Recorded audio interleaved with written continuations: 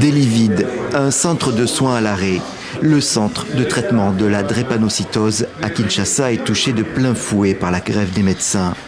Depuis jeudi et l'annonce de la radicalisation du mouvement par le syndicat national des médecins de République démocratique du Congo, la situation a empiré. On gérait que les urgences. Maintenant, là, le SINAMED vient de déclarer la grève radicale. Nous, le médecin du SINAMED, nous serons encore en grève. Même dans les urgences, on ne va plus travailler. Combien plus forte raison, nos malades seront encore exposés.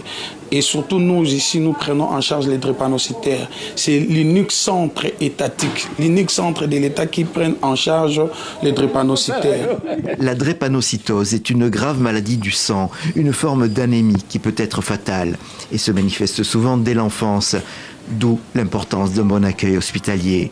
Il y a des malades qui sont alités, qui sont restés à l'hôpital parce que c'était des cas très urgents qu'on devait prendre en charge, comme cet enfant. Il a fait un coma plus d'1 mois. Il y a quand même une bonne évolution, mais malgré la grève est venue, on sera obligé de les faire sortir pour aller dans d'autres structures. Pendant que ce sont des drépano et leur hôpital c'est ici, mais on n'a pas le choix, on doit les laisser partir. Pour les membres de la famille qui veillent en permanence sur l'enfant, c'est un crève-cœur, d'autant qu'ils sont souvent impuissants.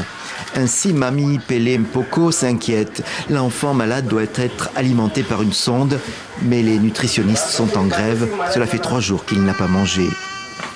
Même situation un peu plus loin, c'est Sophie Kitoko qui s'inquiète car son enfant a fait de la fièvre. Mais personne n'a pu lui donner les médicaments qu'elle avait apportés.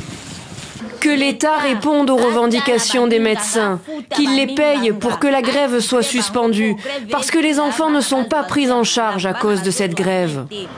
Le syndicat national des médecins, ou SINAMED, exige le paiement de paie complémentaires et de certaines primes. Il affirme que c'était une promesse du gouvernement.